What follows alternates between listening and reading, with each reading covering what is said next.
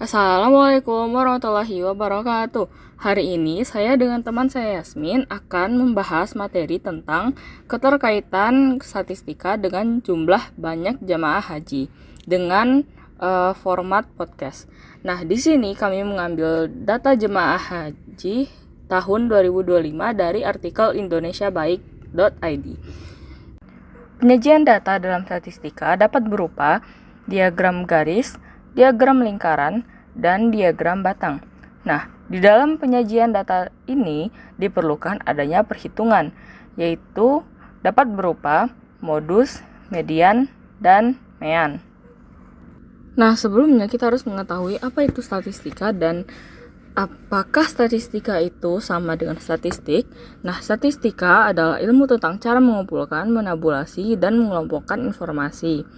Sedangkan statistik adalah kumpulan informasi atau keterangan yang berupa angka-angka yang disusun.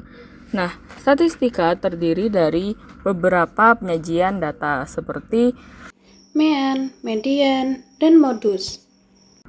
Setelah kita mengetahui bagaimana penyajian data, selanjutnya kita dapat mencari tahu tentang bagaimana cara perhitungan data atau cara untuk menyusunnya. Yang pertama ada mean, median, dan modus. Mean adalah nilai rata-rata dari sebuah data, sedangkan median adalah nilai tengah dari sebuah data, dan modus adalah seberapa sering data tersebut muncul. Penyajian datanya sendiri itu berbeda antara data kelompok dengan data tunggal. Untuk data tunggal dapat menggunakan diagram batang. Sementara untuk data kelompok biasanya kita menggunakan histogram.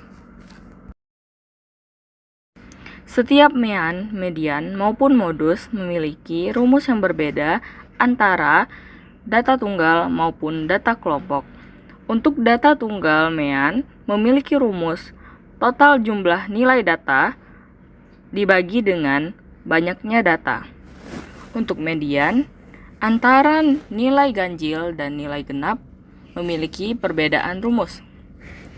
Untuk nilai ganjil, rumusnya yaitu X setengah kali dalam kurung N plus 1 tutup kurung.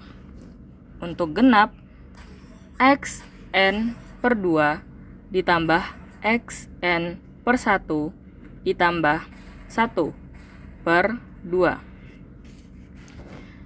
X N per 2 sama dengan data pada urutan ke N per 2 setelah diurutkan. Sementara untuk modus dapat dilihat dari seberapa sering data tersebut muncul atau data dengan frekuensi paling tinggi. Setelah mengetahui kegunaan statistika dan bagaimana cara untuk menggunakannya, nah, sekarang kami akan mendeskripsikan kenapa sih statistika itu penting atau berguna untuk penyajian data jumlah jemaah haji.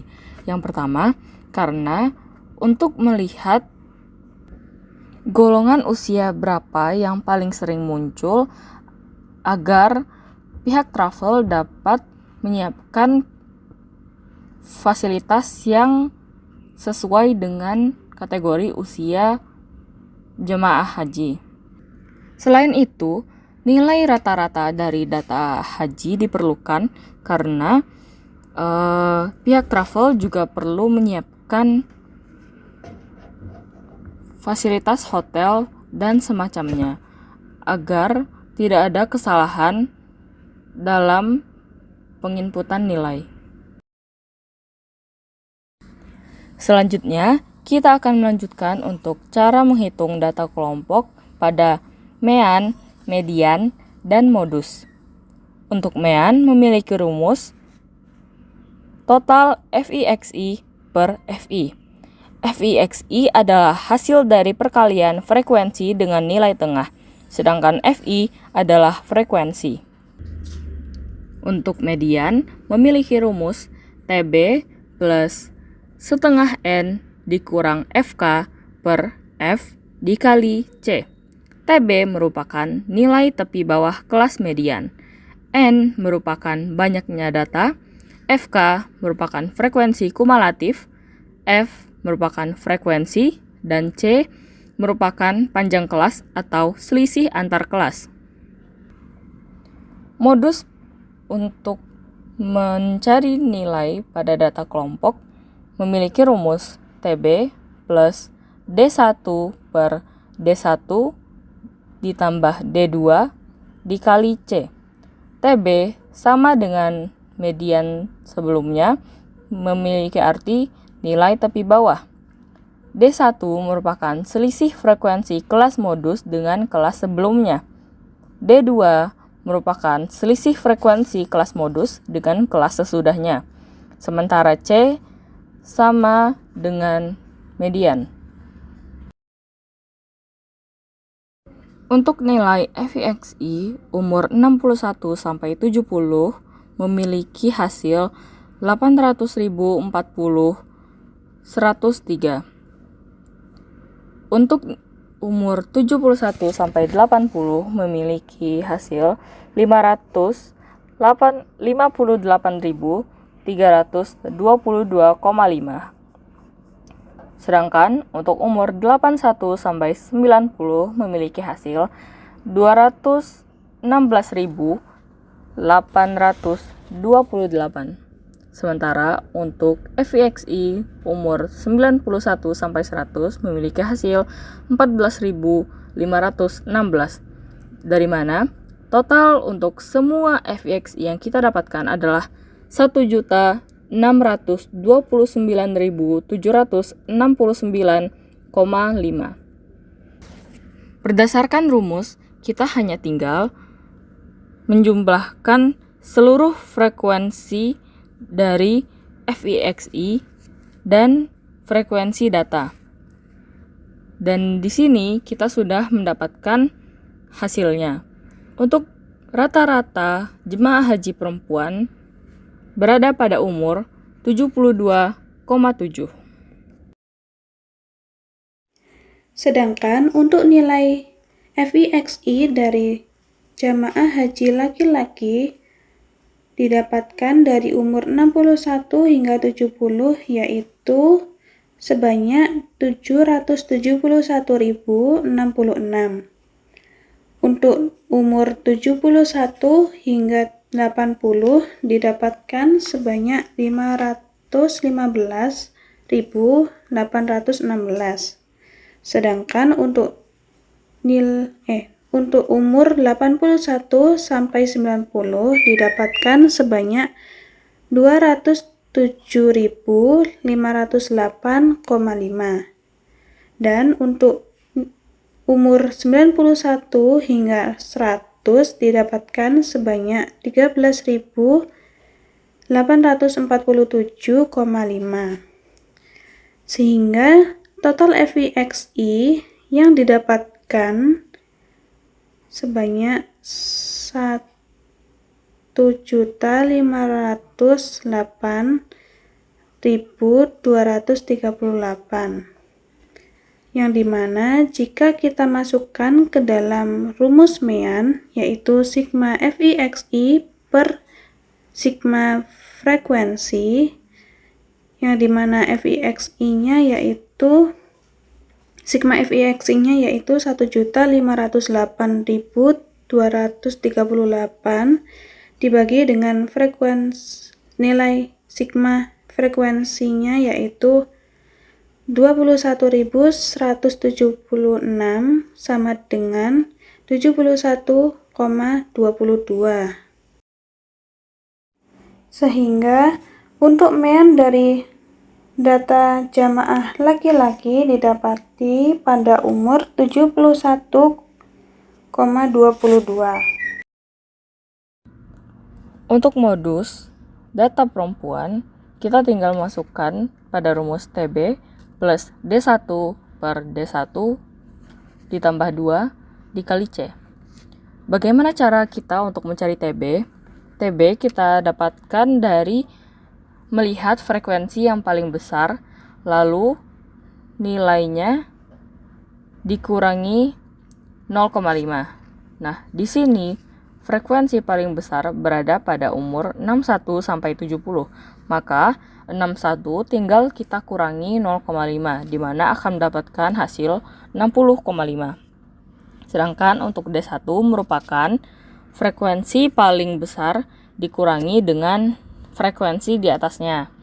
Lalu D2 didapatkan dari frekuensi paling besar dikurangi dengan frekuensi di bawahnya.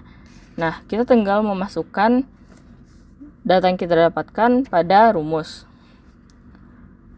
yang dimana 60,5 ditambah 12.826 per 5.431 dikali 10. 10 yang merupakan C kita dapatkan dari selisih antar kelas data. Lalu kita tinggal menghitung hasilnya, yaitu 60,5 ditambah 2,3 dikali 10.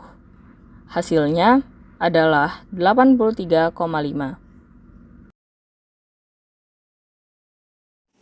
Sedangkan untuk nilai modus dari jamaah laki-laki didapatkan sebagai berikut, yaitu untuk TB-nya ditemukan sebesar 60,5 ditambah dengan D1-nya yaitu 11.772 per D1 yaitu 11.772 ditambah D2 yaitu 4.940 dikalikan dengan C yaitu 10. Sehingga 60,5 ditambah 11.772 per 16.712 dikalikan dengan 10 yaitu 60,5 ditambah 0,70 dikalikan 10 menjadi 60,5 ditambah 7,04 sehingga menghasilkan total sebanyak 67.054. Sehingga nilai modus dari jamaah laki-laki didapati dari umur 67,54. Kenapa kami tidak menyertakan median? Karena median tersebut adalah nilai tengah yang telah diurutkan dari sebuah data. Nah, sementara untuk travel haji, mereka bisa saja menghitung rata-rata dari semua jamaahnya dan umur berapa yang paling sering muncul untuk dimasukkan ke dalam data.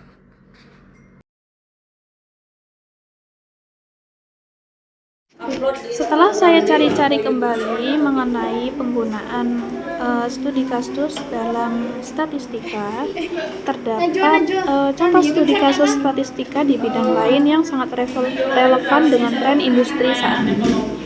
Contohnya seperti yang pertama, pada bidang manajemen operasional dan produksi atau yang disebut quality control. Sebuah masalah ditemukan,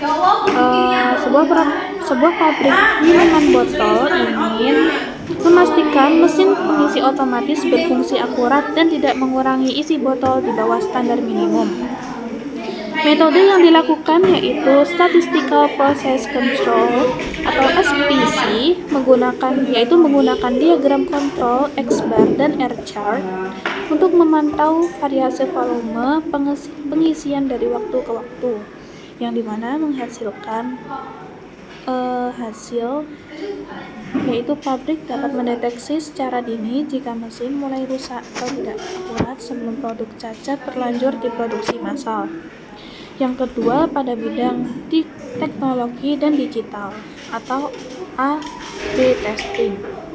Sebuah permasalahan dari sebuah perusahaan e-commerce ingin tahu apakah mengubah warna tombol beli sekarang dari biru menjadi hijau akan meningkatkan jumlah klik dalam pembelian.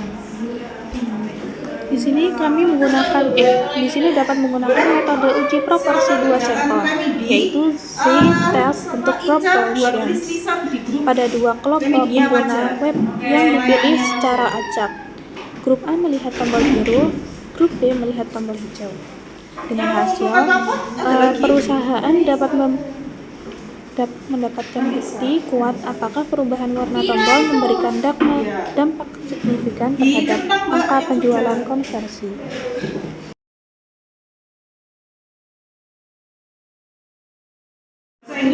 Kemudian yang ketiga yaitu pada bidang manajemen sumber daya manusia atau HRM.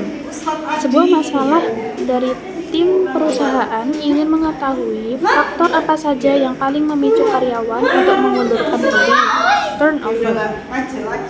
Metode yang digunakan yaitu regresi logistik karena variabel terikatnya bersifat biner, tetap bertahan versus dengan keluar. Dengan variabel bebas seperti tingkat stres, gaji, dan lama lembur. Hasil yang didapatkan yaitu HR dapat mengidentifikasi pemicu utama turnover dan membuat kebijakan instansi karyawan yang tepat sasaran. Lalu yang keempat yaitu pada bidang pertanian dan pangan, yaitu terdapat sebuah masalah seorang peneliti yang ingin mengetahui kombinasi jenis pupuk dan frekuensi penyiraman terbaik untuk menghasilkan panen padi maksimal. Di sini menggunakan metode analisis varians dua arah two-way ANOVA untuk menguji pengaruh dua faktor berbeda secara bersamaan serta interaksi di antara keduanya. Di sini dapat menghasilkan bahwa petani mendapatkan rekomendasi formula kombinasi pupuk dan jadwal siram yang paling efisien dan menguntungkan.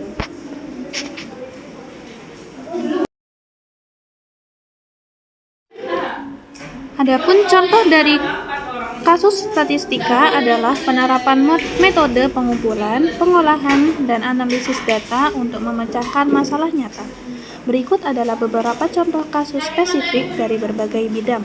Yang pertama, ada pendidikan, yaitu sebuah sekolah ingin mengetahui efektivitas metode belajar daring baru. Peneliti membandingkan nilai rata-rata ujian dua kelompok siswa, kelompok yang memakai metode baru dan kelompok yang menggunakan metode konvensional. Kemudian yang kedua untuk masalah bisnis dan e-commerce. Contohnya seperti sebuah perusahaan ingin menganalisis pola pembelian pelanggan.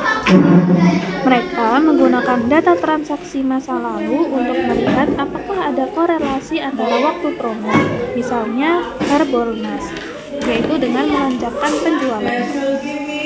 Kemudian yang ketiga ada pada masalah kesehatan, yaitu contohnya sebuah peneliti medis menguji efektivitas obat baru. Mereka mencatat persentase kesembuhan pasien yang diberikan obat tersebut, kemudian dibandingkan dengan pasien yang diberikan placebo, yaitu obat kosong.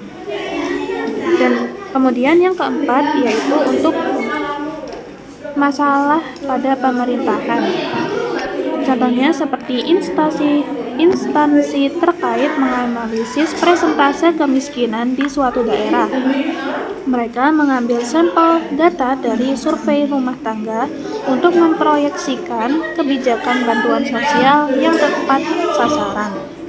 Kemudian yang terakhir yaitu ada untuk manufaktur atau produksi, yaitu dengan contoh seperti sebuah pabrik ingin menguji kualitas produk suku cadang. Mereka menghitung rata-rata tingkat kerusakan barang dari setiap mesin produksi untuk mengurangi cacat produk. Terdapat studi kasus statistika, yaitu investigasi mendalam terhadap sekumpulan data individu atau kelompok untuk memecahkan masalah nyata. Studi ini menggunakan metode seperti statistik deskriptif untuk meringkas data dan inferensial untuk menarik kesimpulan. Berikut adalah beberapa contoh penerapan studi kasus yang sering digunakan di berbagai bidang. Yang pertama, studi kasus dalam bisnis dan ekonomi. Terdapat sebuah masalah seperti sebuah perusahaan retail ingin mengetahui apakah peluncuran kampanye diskon di bulan tertentu meningkatkan total penjualan serta secara signifikan. Di sini menggunakan metode statistik, yaitu uji hipotesis seperti uji TI, t-test, yang digunakan untuk membandingkan rata-rata penjualan sebelum dan sesudah kampanye. Kemudian, untuk hasilnya, perusahaan dapat memutuskan apakah kampanye tersebut efektif atau membuang anggaran. Untuk studi kasus yang kedua, yaitu dalam bidang medis atau kesehatan. Sebuah masalah ditemukan, yaitu peneliti ingin menguji efektivitas obat baru untuk menurunkan tekanan darah pada pasien penderita hipertensi. Metode statistik yang digunakan yaitu analisis varians ANOVA digunakan jika terdapat 3 kelompok atau lebih, misalnya kelompok obat A, kelompok obat B, dan placebo, yang dimana dapat menunjukkan hasil obat mana yang memberikan penurunan tekanan darah paling signifikan dengan tingkat signifikasi tertentu.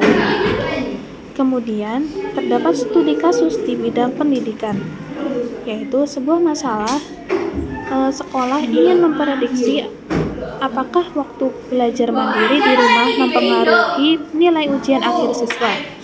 Metode statistik yang digunakan yaitu dengan menganalisis regresi linear, misalnya Y sama dengan A plus BX, untuk melihat hubungan dan pengaruh sebab akibat antar variabel, sehingga dapat menunjukkan hasil bahwa sekolah dapat menyimpulkan bahwa setiap penambahan 1 jam belajar di rumah akan menaikkan nilai sebesar konstanta tertentu. Sekian dari kami. Wassalamualaikum warahmatullahi wabarakatuh.